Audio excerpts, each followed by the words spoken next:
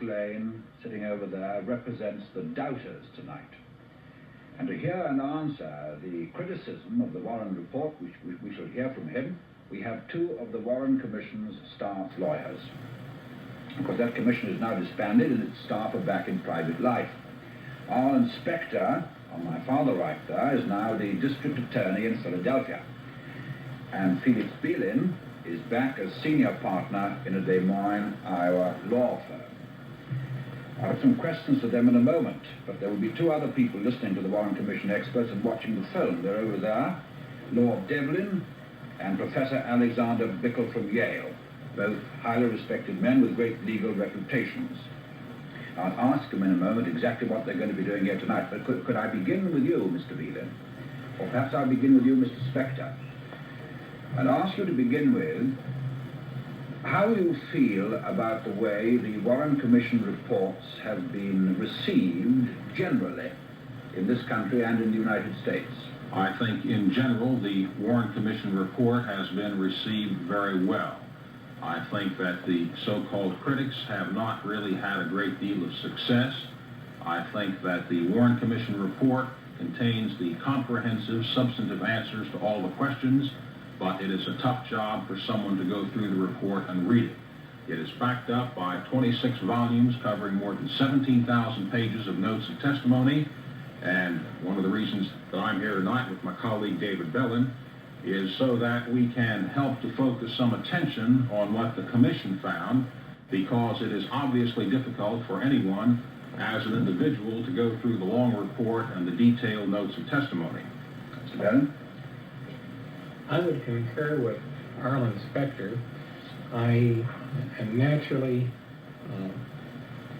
concerned about the fact that many people do not believe that the Warren Commission report necessarily tells the whole story, but at the same time I am not concerned, because as one of the attorneys who participated in the investigation and helped write the report, I know that it does contain the whole story. Could I just put a word to Professor Bickel and to Lord Devlin?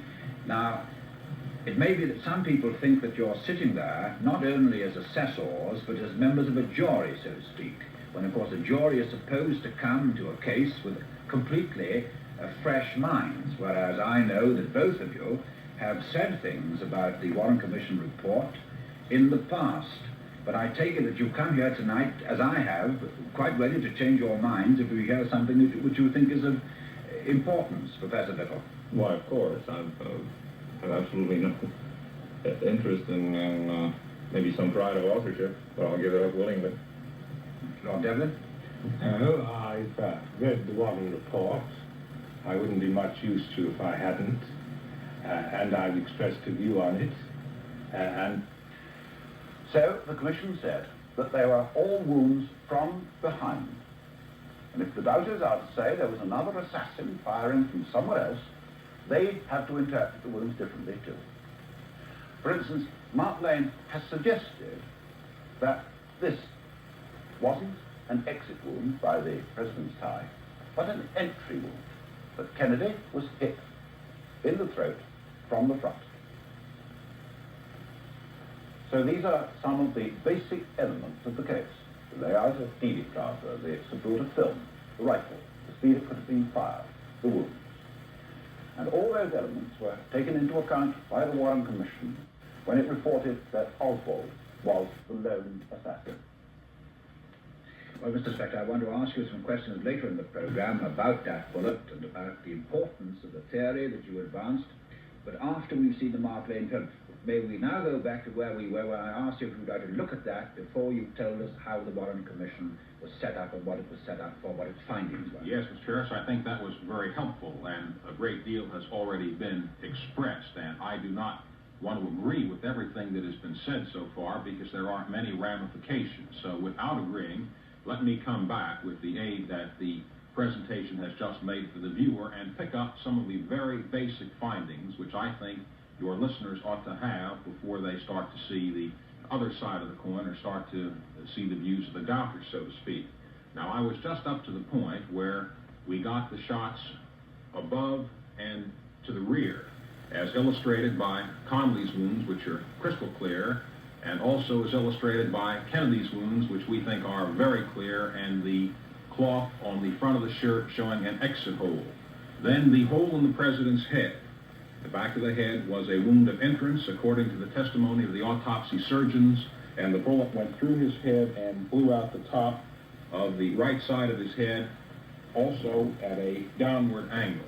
Now, we have the source of shots, therefore, indicated to the commission as coming above and to the rear. There were a number of eyewitnesses who saw a man and who saw a rifle at the southeast corner of the Texas School Book Depository building. We'll get into the details more of those, and as a matter of fact, the one eyewitness to the event was not relied upon very heavily by the commission because of the difficulty of eyewitness testimony, and also because at one point he was uncertain. But at that 6th floor, we found a rifle, the 6.5 millimeter Mannlicher Carsano rifle, in the opposite corner of the building. In the window itself, we found 3 cartridges, which was the principal reason for concluding that 3 shots had been fired. Now, there are few things that are scientifically determinable, but it is possible to determine with scientific precision that those 3 cartridges were fired from that Mannlicher Carsano weapon.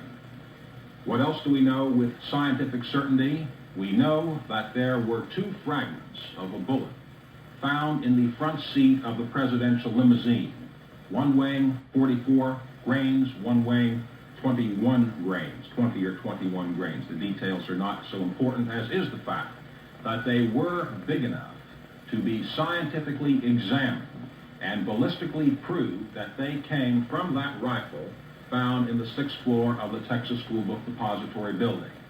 Another bullet was found, already exhibited to your viewers, and identified as Commission Exhibit 366, which was found 399, thank you, Dave. The details sometime are too much. There are really so many. Yeah. But it was found on a stretcher at Parkland Hospital, identified to be Governor Connolly's stretcher, and we can come back to the details on that at a later date. So then, we have shots above and to the rear. We have the connections from the bullets to a rifle. We know that it was Oswald who purchased that rifle from a Chicago mail order house. Why? Because of documentary evidence.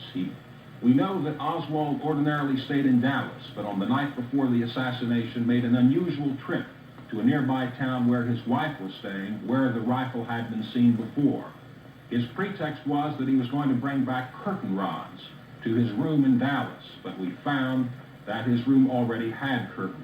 But he did bring back a long package consistent with containing this rifle in disassembled form. And there are some problems here, as there are inevitably where there is an honest investigation. We shall come to those later. But we do know that the rifle was there on the 6th floor. We do know that Oswald was there because there are fingerprints and palm prints on a little nest of boxes arranged there to shield Oswald from anyone else who might have been on the 6th floor. And we know also that the connection to Oswald is established by the palm print which was found underneath the rifle, which could have been made only in disassembled form. And